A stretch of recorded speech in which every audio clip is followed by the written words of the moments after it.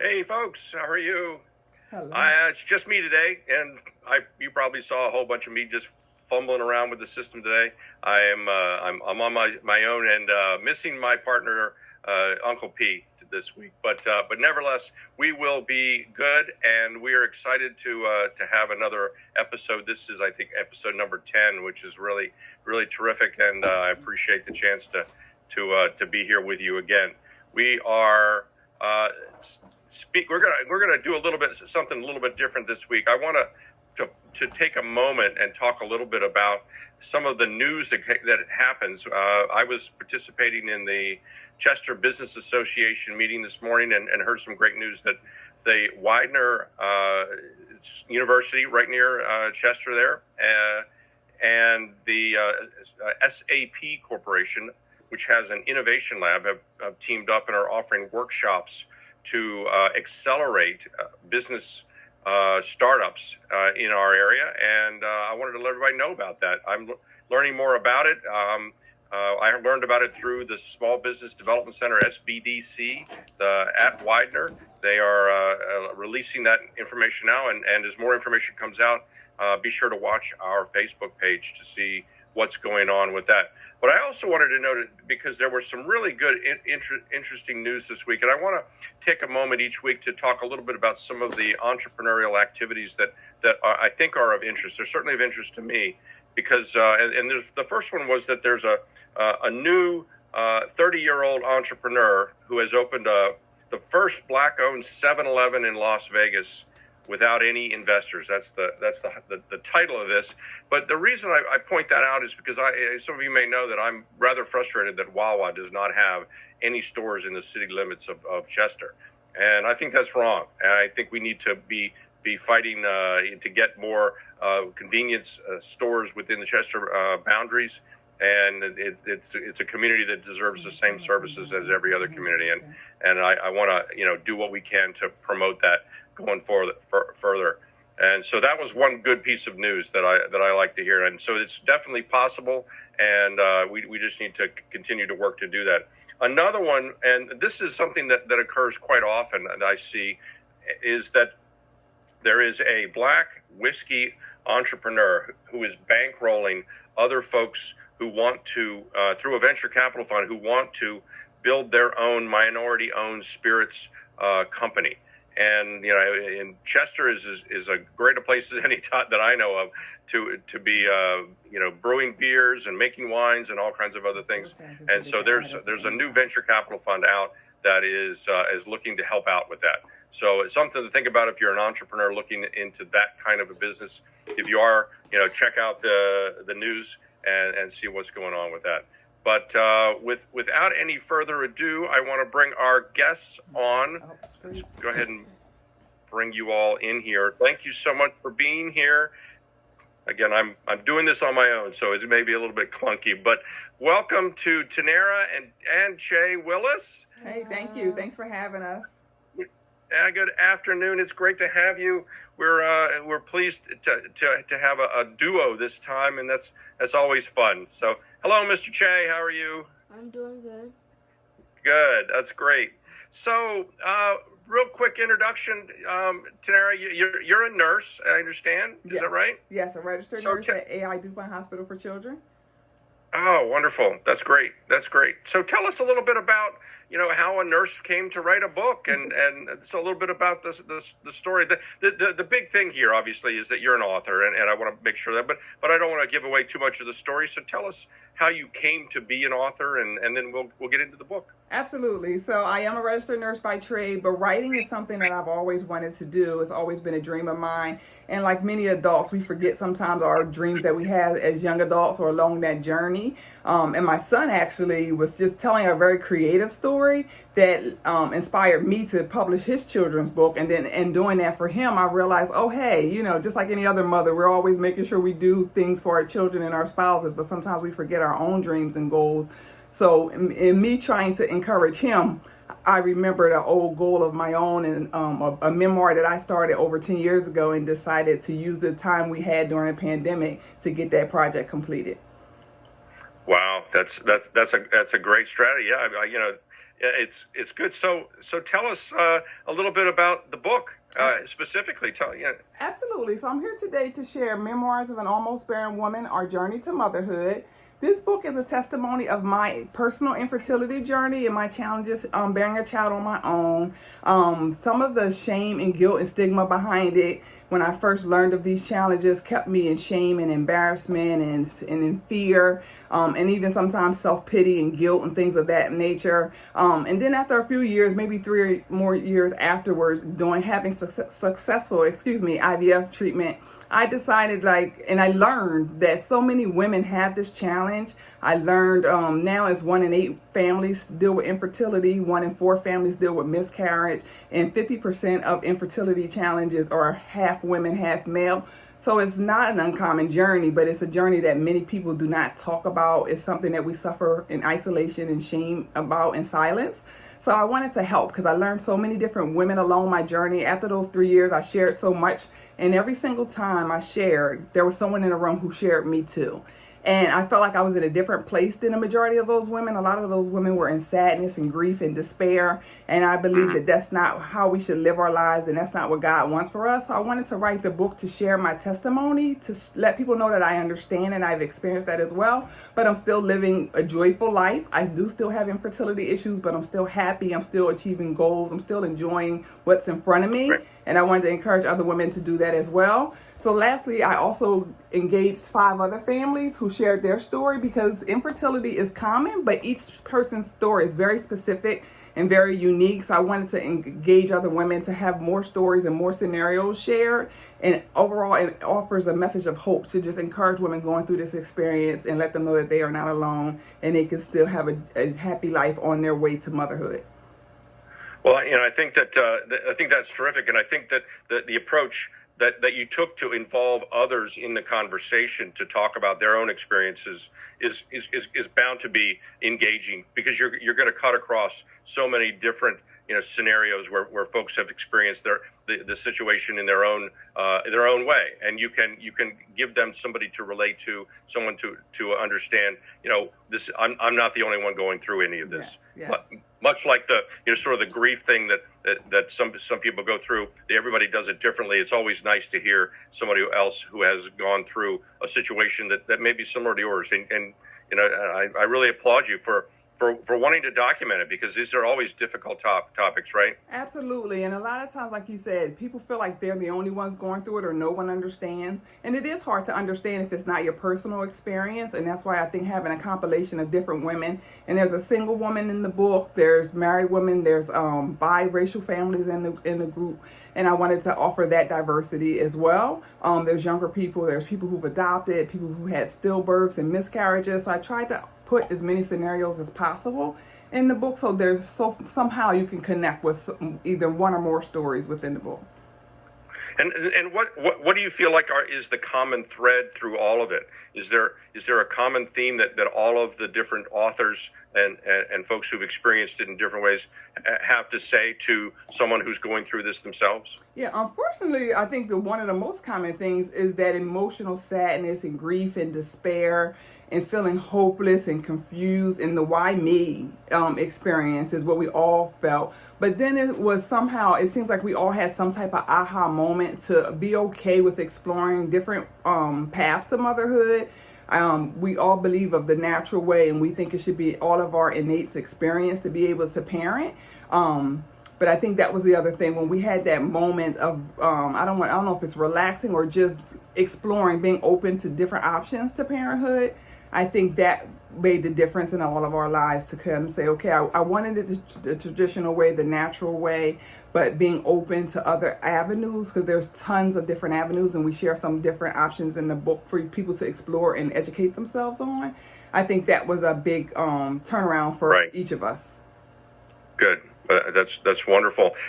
And So you also self-published, and because this is a show about entrepreneurism, I'm very interested in the process that you went through to identify the way in which you were going to publish this out. Obviously, you put together the material, did a lot of thought it takes to do all that, but then the real side of it is, okay, how am I going to actually get this thing published? So maybe you can tell us a little bit about that process. Yes, and self-publishing is also very common, and it's done a lot. You do have to decide if you self-publish, you're going to be doing all the work because you are the author, the final editor, the marketer, the distributor. You're everything. So just be committed and do some education. There's tons of companies that assist you with self-publishing, and there's different layers to it. If you want to do everything from the illustrations to the covers to the edit to the binding, if you want to do all of that on your own, you can definitely do that, or you can find contractors or other professionals who can do pieces of it.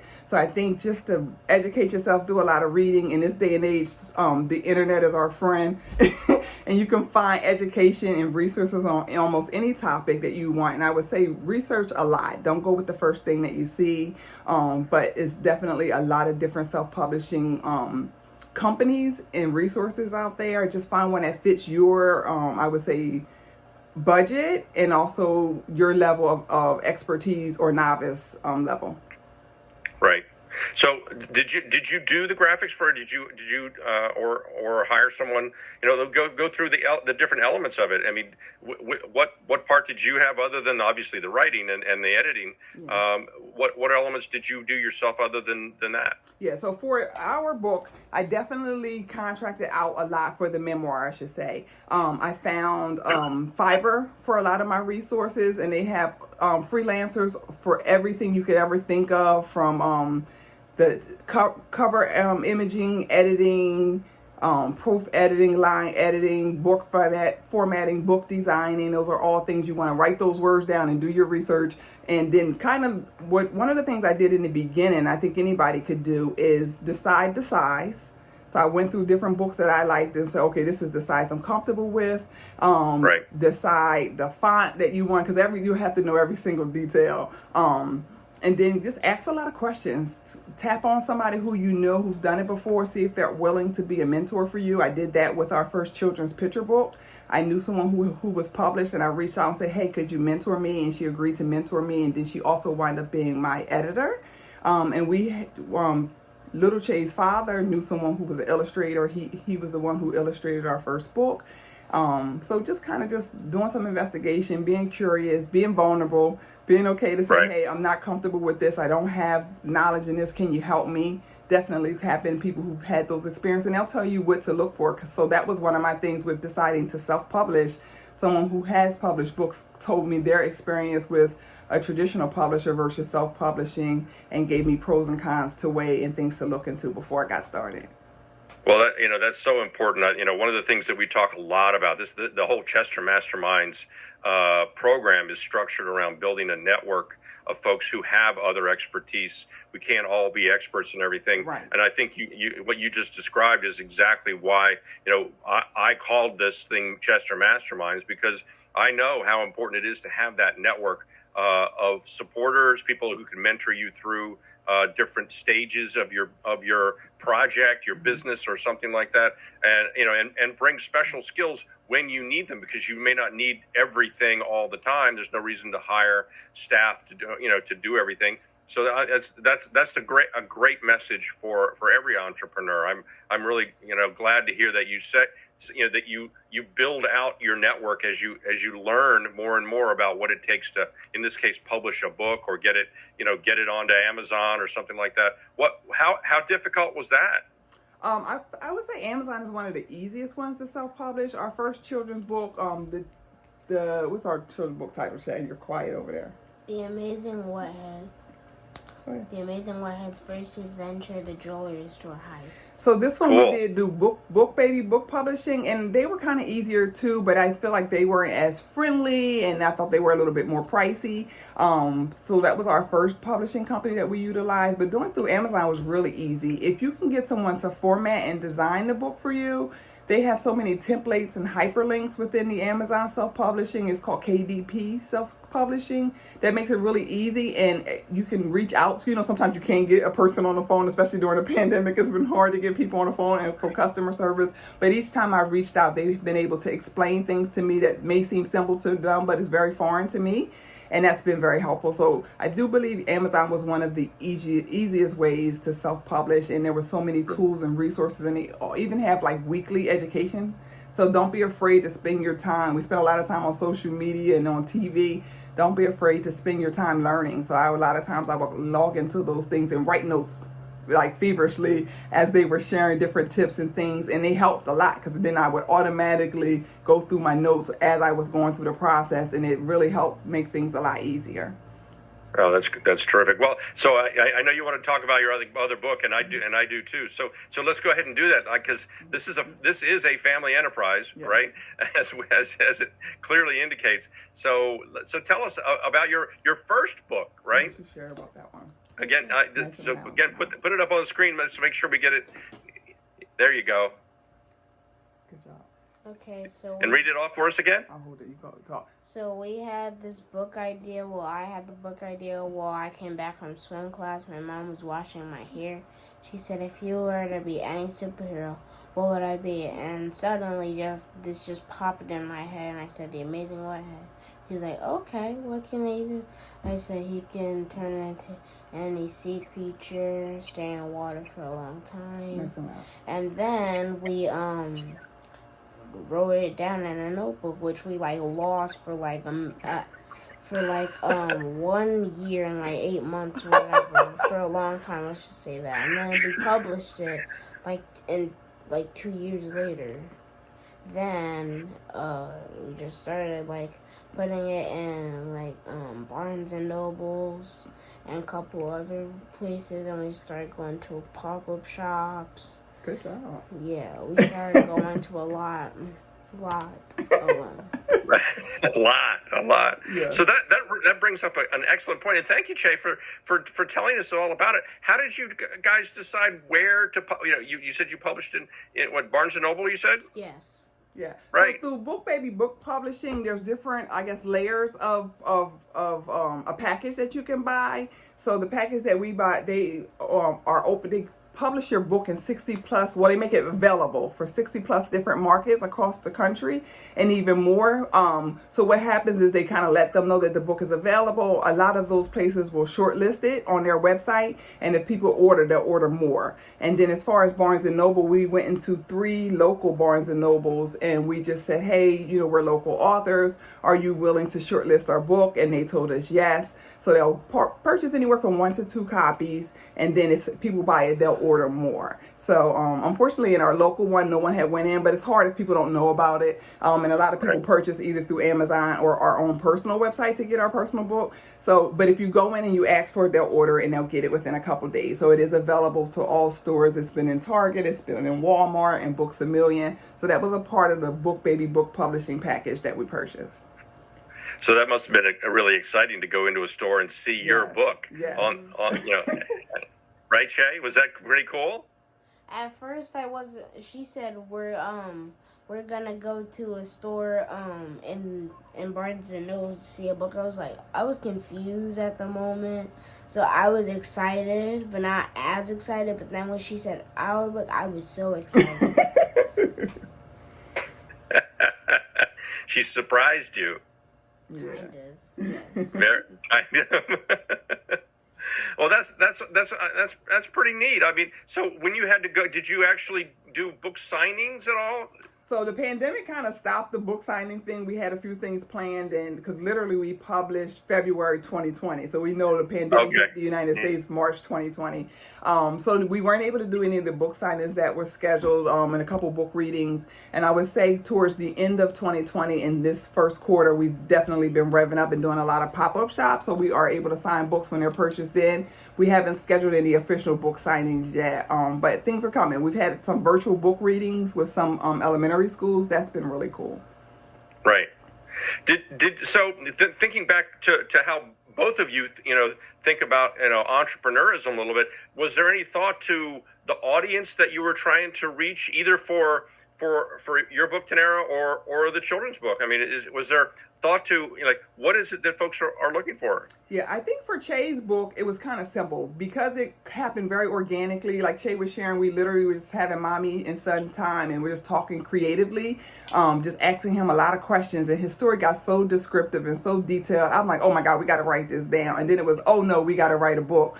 And like Che said, we procrastinated. We lost the book and couldn't find it for months and months and months. And then someone gave him a book. He's been a really good reader all his entire life, and it was from a 9-year-old little black boy. And I said, you know what? If he can do it, we can do it. So that's what really helped me. Like, okay, we got to stop procrastinating and getting this done.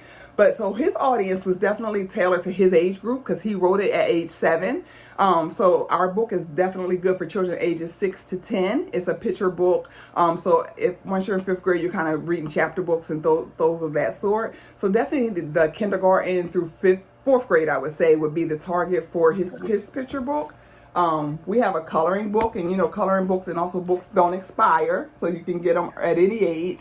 The coloring book, you can do it from 1-year-old up until age 10. Che and I have coloring competitions as a good way to have screen time breaks and to have family time. And then Che is bilingual, so we've also published in Spanish, so that opens another avenue of another group that we can connect with, because we know how important diversity and inclusion is in books. So we wanted to make sure that Hispanic families can read to their children together. A lot of times the parents will be English speaking, but the grandparents will be Spanish speaking. So that provides another opportunity for them to bond in their own language and also to educate, because they say cognitively when you speak more than 2 languages, you're a lot smarter. So that's something else. And lastly, our coloring book has children of all races, and we also have someone with autism. We try to increase the diversity there. But we have biracial children in there. We have Hispanic people in there. We have Black people in there. Of course, Caucasian. So just different. And the memoir is not, I would say it's not specific. I would say 25 to 45 if you wanted to know an age. But it could be for the person who have IBS challenge, but also as providers. There's a lot of people, because a lot of times providers are so stoic and regimented, for them to hear the personal perspective and the impact of it that is helpful for providers. And a lot of our advanced reviewers were not people who've had IVF, and they all had the same, like, wow. One of the people said, you put words to something I never even knew of, or that wasn't my experience. I didn't realize that it was that impactful. And lastly, Jim, one stat I just read, they said that people dealing with IVF or infertility challenges, it is compared to those with a cancer diagnosis. So that's how heavy the emotional piece of it is.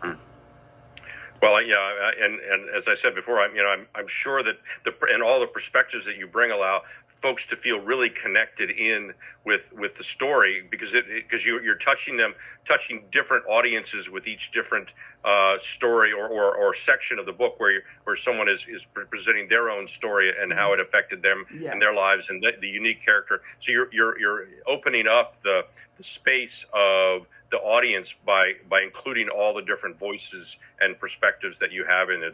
That's really wonderful, and I think that's an excellent model. I think, and that, which is really coming to the next question about how did you decide to do it as an edited group of articles, essentially, or of reports.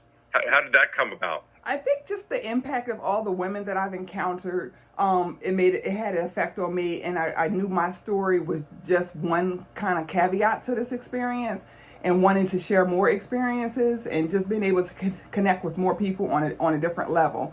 A lot of times, sometimes if people don't know you personally, they're not interested in your story. So just kind of trying to have more stories available, and then more people, like sometimes people, unfortunately, they just want to hear from people who look like them or whose families look like them. So I think by adding more family scenarios, more diversity and race, more, even having a single woman, because there's a lot of single women going through reproductive health issues, and then they're forgotten because they think IVF issue is just for married people. Even when they go to doctors, they don't have certain resources for them.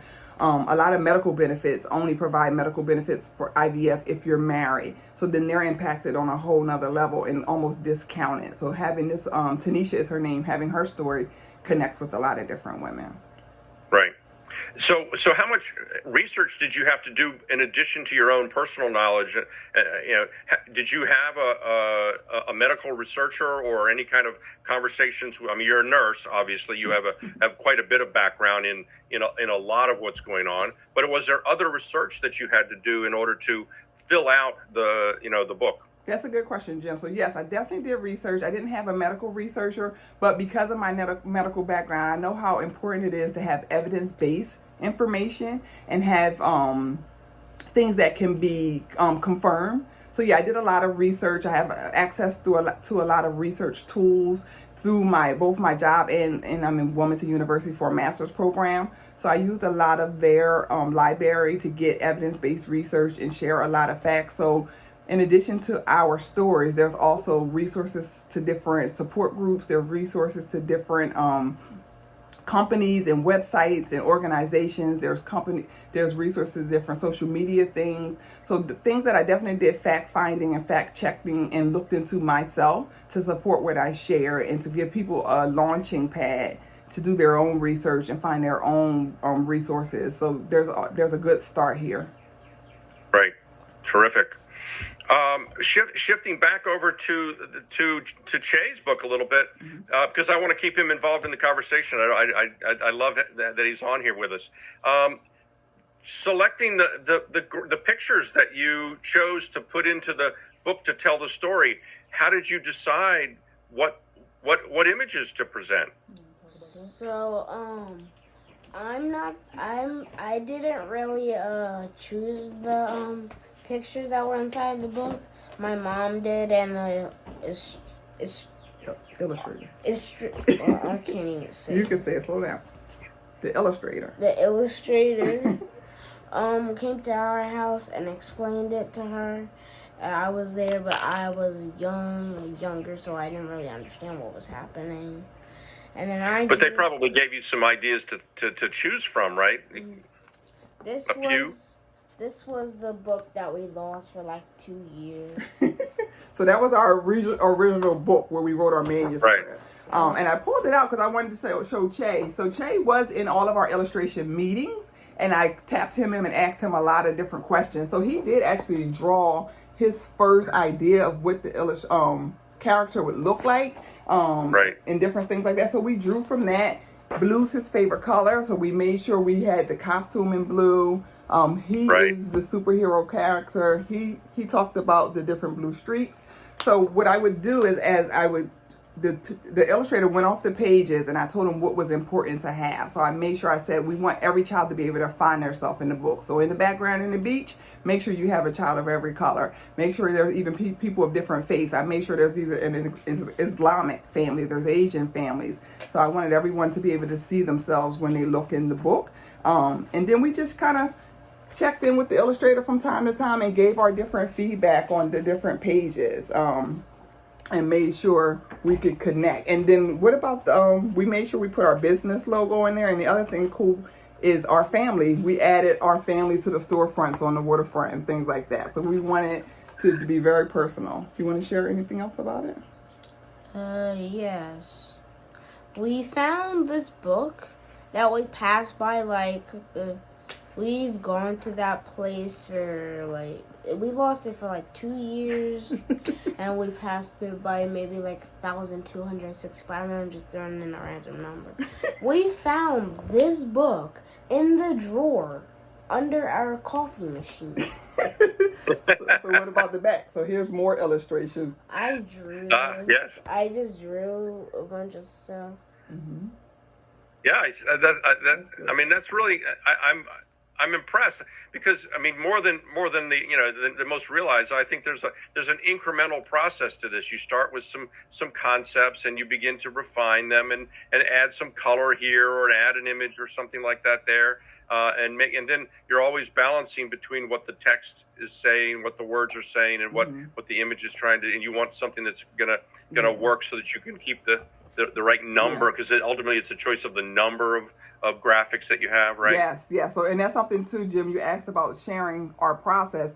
You kind of have to put all of that in mind when you think about publishing, because all of that matter: page count, illustration count, and all those things, and it all adds up. And I just wanted to show Che, because he said he didn't have a part in it, but you see the gel, everything that you see here is reproduced in the book. The cop car. Right.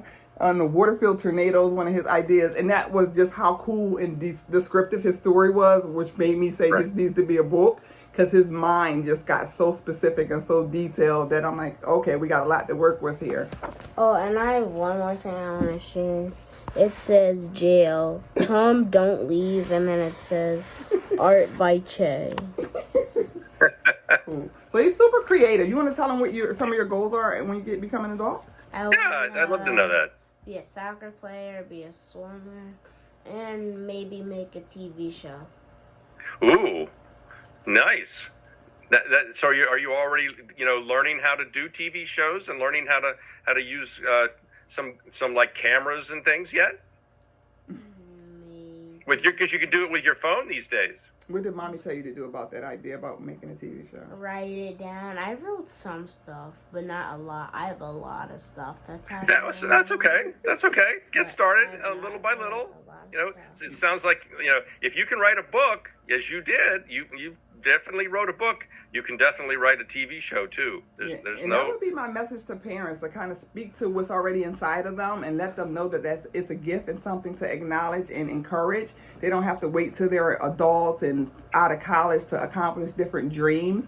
And for him, when he came to me and told me he wanted to direct a TV show, like, I think I teared up. I was so excited. And I'm like, get a journal, and every time you have an idea, just write it down. And like he said, he's working on remembering to write it down. But at least once a week, he comes to me and tells me what one of the characters are going to do. I'm like, this is so specific. You need to write it down. But yeah, he's very creative and very imaginative. Well, that means, and I know. So my wife is an educator. She would definitely be, screaming for joy that you're engaging him directly in the process. It's not just learning about things, but doing it is so important. And it's wonderful that you're doing the thing that you want to become. And starting at this age, you just keep going. Everybody will be cheering you on, because there's no reason to think that you wouldn't just be an amazing TV producer. You've got so much in front of you. That's wonderful. I'm glad to hear it. So I want to touch on a couple things more. I'm interested. So everyone goes through in the entrepreneur's process some challenges, and I just wanted to hear a little bit about what kind of challenges you might have run across in publishing either of the books, so that others can learn from that and can benefit from your insights. Yeah, absolutely. Like you said, everyone is going to experience some degree of challenges. Mine, I guess, is kind of newbie challenges, things that you don't know and aren't aware of, and sometimes they can be costly. And just not knowing all the different steps to take. So I think that was one of my challenges.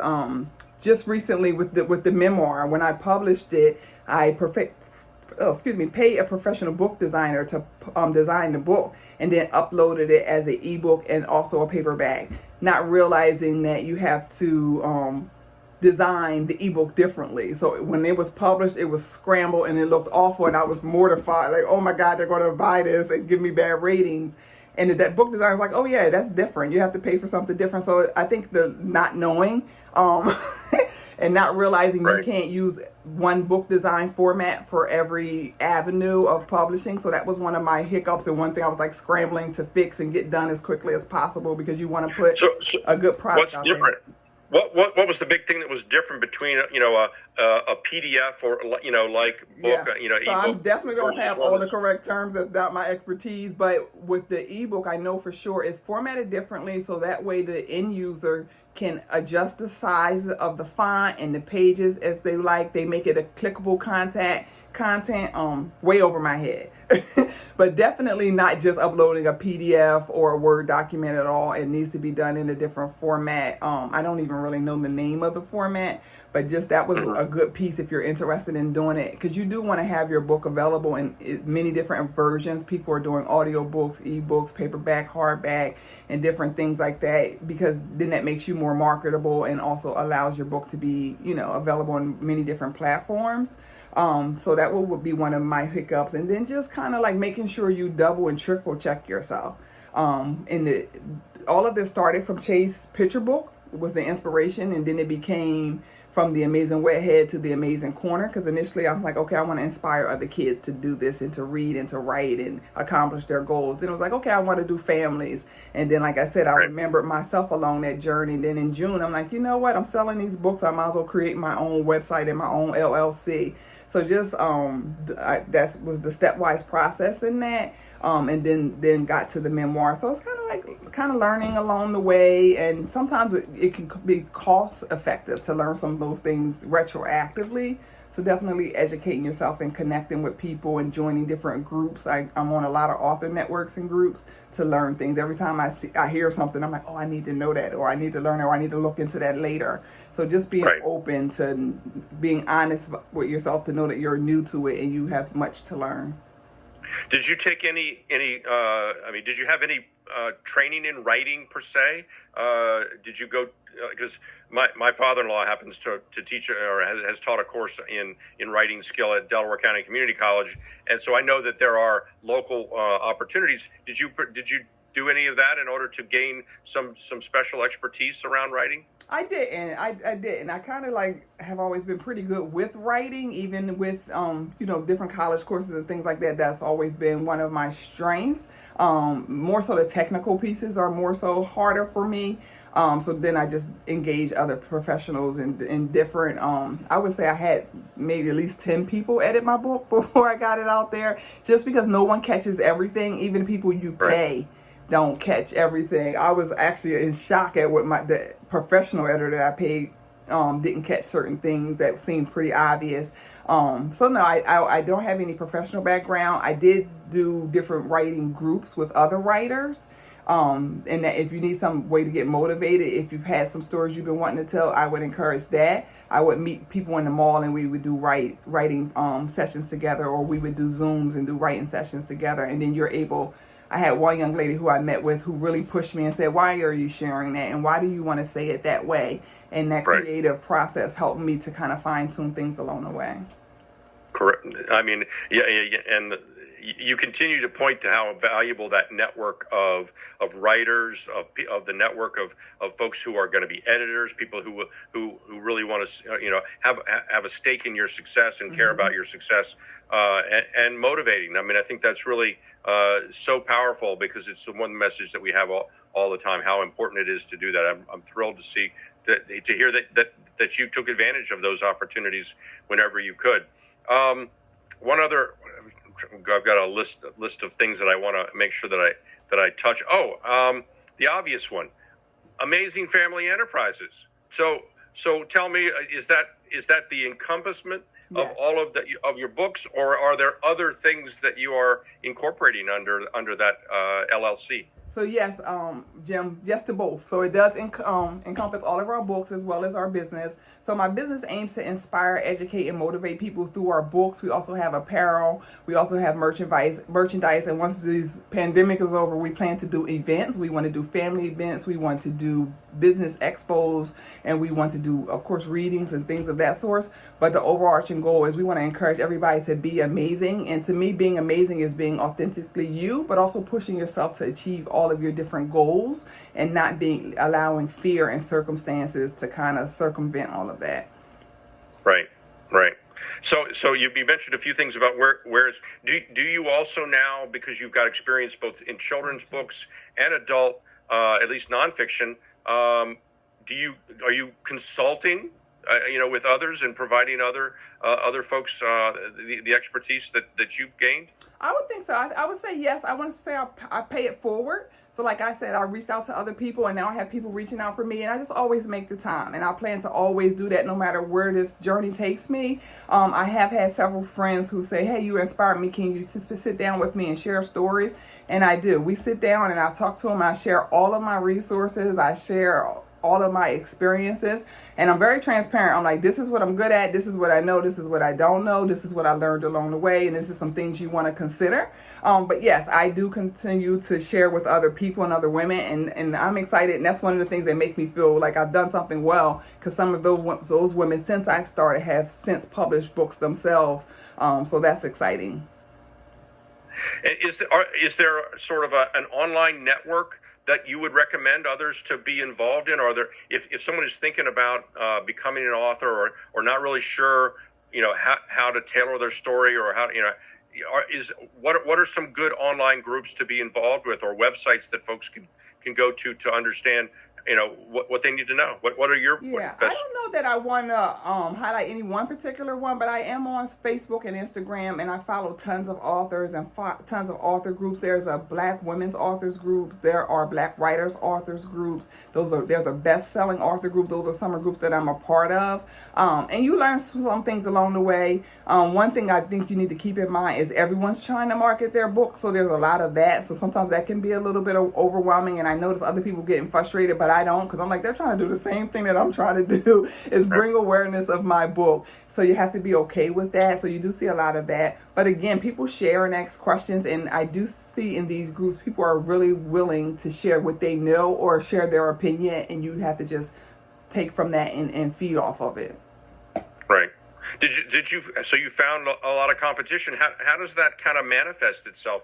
What are ways that people will compete? Is it, I mean... And I don't know that it's competition, but I think from my experience, it looks like people want other people to buy their book, because we don't want books. We didn't make books for them to sit in our houses. That's not helping us. Right. So I just see everyone marketing, not so much competing, but just a lot of marketing. So it's not like we're trying to take away from our fellow authors, but it's a lot of like, hey, this is what I got going on. Please support. But they're supposed to do that. I think that's what you have to do it. I tell one of my friends, if these books aren't going to sell themselves. So if you don't have a big company behind you, or you're not with a big publisher with a huge marketing budget, you have to do that work. So they're doing what they should do. Right. I meant to ask, you were talking about formats before between the ebooks. I meant to ask, have you done an audiobook of this? I mean, it seems so well tailored for the different voices that you have in the book, to actually have those voices, or at least different actors representing those voices in certain ways. Are you doing that? I think that's cool. It's definitely on the list. It's not done yet, but I do think that will be something that will be helpful. And, and Jim, I'm sure like many women, we're so busy. The whole world is just so busy. So having an audiobook would be a great tool, because you can listen to it in the shower. You can listen to it while you're cleaning. You can listen to it while you're driving. Right. So it's on the horizon. Not done yet, but it's definitely on the list.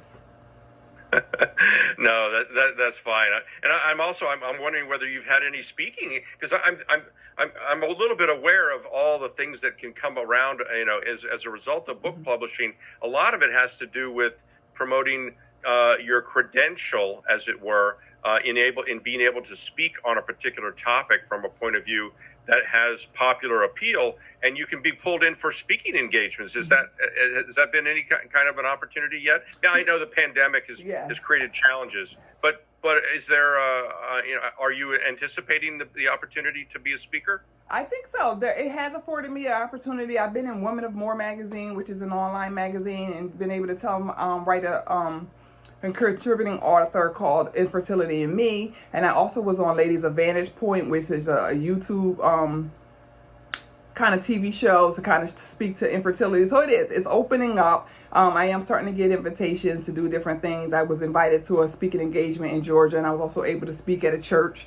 who live stream their services. So slowly but surely things are starting to open up. I'm believing for more, and it is every time I am able to speak to it, so many people. Again, like I said, when I bring it up, there's always someone who DMs me, texts me, meets me in the hallway and say, thank you so much. I've gone through this and nobody knows, or it's so timely and so meaningful.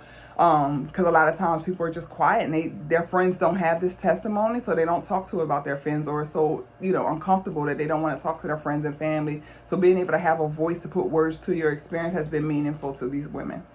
Right. I've got to assume that there are national organizations Yes. that cater directly to those women or families really that have struggled with this issue.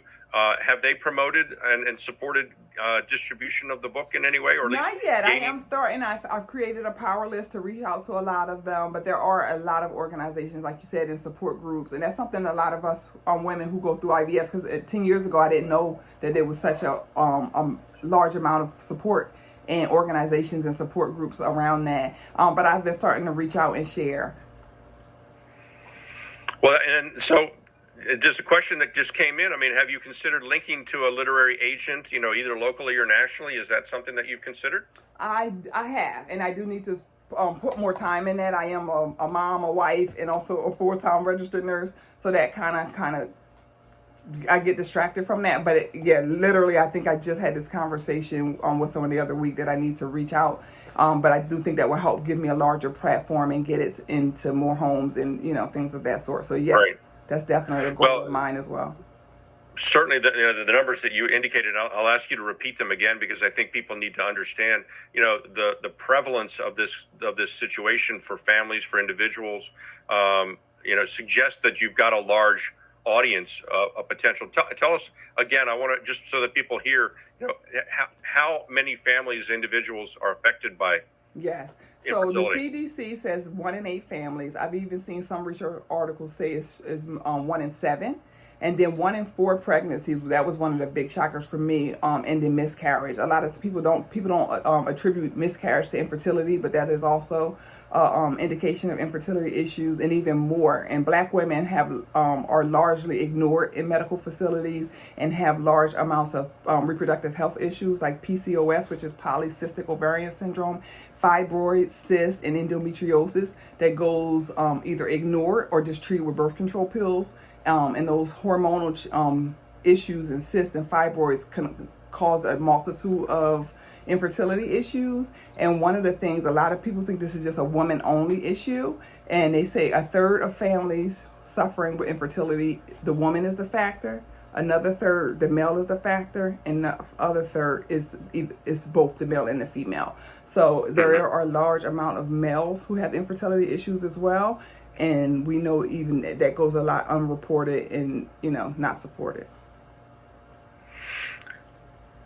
I just want to quickly note that Bob McLaughlin, who's, if you don't know him, he's my father-in-law. He's also an author, so he's asking some good questions. I want to point him back, and I want to point others back, because you did list Che as the author of the book, which is an unusual strategy, and you also did tell us that his father did the No, a friend of his father, someone he went to school with. his friend of his father. So Okay. Che is the author of the book because 80% of this story was created by him. Right. So that's why he's an author, Exactly. because this is his story and he's the inspiration behind it all. So he definitely has earned his author credit. The parts that I added to the story was making sure the story followed sequentially and made sense. Right. And that was one of the things my editor friend kind of connected with me and said, well, who? Because initially Che was on the beach by himself. And she said, well, who is this kid on the beach with? Like, and I'm like, oh, his mom needs to be there with him. So that's how I got in the story. I wasn't originally in the story. So those lines kind of connected, and then kind of wrapping the book up towards the end, I engaged with Che like, hey, what happened? Because he mysteriously finds his powers in the book. So his mom starts to question him and engage him. So those things are just me trying to make sure it's a complete story with the beginning and the end, and that it makes sense. But yeah. Right. So Bob, thanks for asking that question. But he's the author because this is his story, and I'm just been I've been the momager behind it. Well, yeah, I mean, you already told us that Che is working on the story that is going to be his first TV production. I'm interested in whether that's going to be published out as a book first, which is not unusual, as a short story, or what are you thinking, Che? Are you gonna pull that whole thing together and let us read what your next story is about? Maybe. So he often says that he's not a writer. He just likes to tell the story. So I said I have to commit myself of doing that again, of following our format before where he just told the story and I wrote it down. So they have voice recorders now that you can just speak it right into it. If anytime you're one of the things that I know about writing is that there's generally a philosophy of just write. Just start writing stuff down. And well, of course, he's probably not had the advantage that most of us had of learning how to type yet. I showed him a typewriter not too long ago. I'm like, come over here and look at this. This is how we used to do it. He wasn't in the room. I learned how to type on that kind of a typewriter too. Yeah. It was a while ago, but and the nice thing is that you can now dictate into a voice recorder of a lot of, in a lot of ways, and not have to write much down, but you capture your thoughts in the moment, right? You can really get it in there, and then and let the machine interpret it for you. That's a really easy way to write, what do you think even about without writing. So tell Che, are you willing to tell us a little bit about your new story or some of your ideas? I don't like the TV show. Yeah, what are some of the ideas you shared or wrote down? Or the characters? He's told me about specific characters. Come on now. I don't want to spoil it. No, go ahead. He said he don't want to spoil it. Oh. Well, just tell us the names of the characters. How about that? I only remember one of them. Comet. And what do they do? What is it? And what does that person do? Save the world a lot of times. Speak up. Save the world. Saves the world. Oh, this is a hero tale.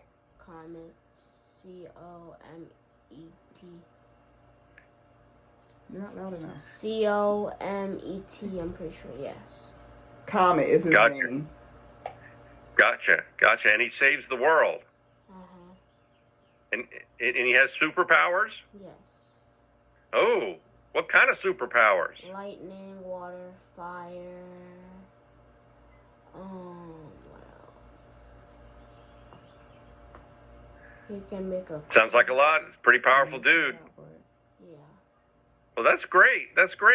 Well, so we look forward to hearing more about your story. I look forward to seeing it on the big screen someday, or on the big TV screen at least. But keep working on it. That's terrific. And keep nibbling at it, noodling at it. That's what every writer does. It's never fully formed in the first time it comes out of your head, but you start with something and keep building out. Let me share a long comment here. So you can read that. A striking transition from children to almost barren. A very necessary sharing for women and men in struggle for children. And, this is about how important it is. So you, by the way, and just for his awareness, you do translate this in Spanish, and it's right. No, so he was asking, will I translate Memoirs of an Almost Barren Woman in Spanish as we did the jewelry store heist? So I'm going to say no for now because I don't speak a lick of Spanish. Che speaks really good at Spanish. He's been in Spanish since pre-K, and now he's in 4th grade, so he speaks really well Spanish, and he translated this himself. So I don't think he's going to want to translate my book. So what we did during the pandemic is very important for me to make sure he does reading and get screen time breaks. So he would have to do a page a day where he would translate a page a day. So that's how we translated the original book into Spanish. And then after that, we got his school teacher to kind of do another edit just to make sure we had all the verbiage and technical pieces together to make sure that it was fluent in the correct language. So gotcha. For right now, Memoirs won't be in Spanish.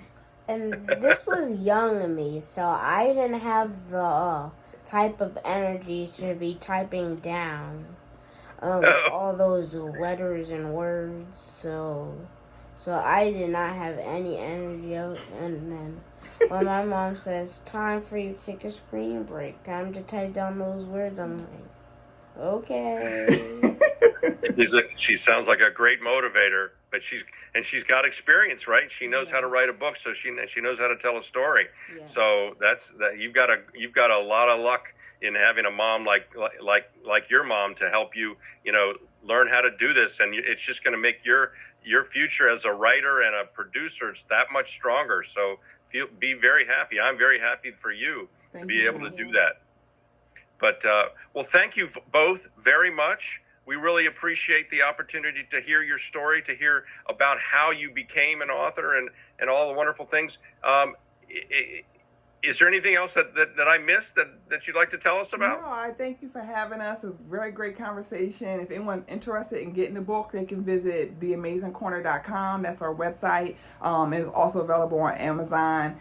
We just love to hear what you think. If you want to reach out to me and share any information or have any questions, we'd be willing to do that. We are available for book readings for schools, camps, daycares. We would love to come visit and do a book reading, rather in person or virtually. Wonderful. Well, that's great. I wish you all the luck in gaining the visibility on this important issue and sharing your perspectives and the perspectives that you've edited and brought together here for all of us. And congratulations. And to you too, Che. That's wonderful. Good luck to you as well. Thank you. Thank you so much. All right. Thank you all.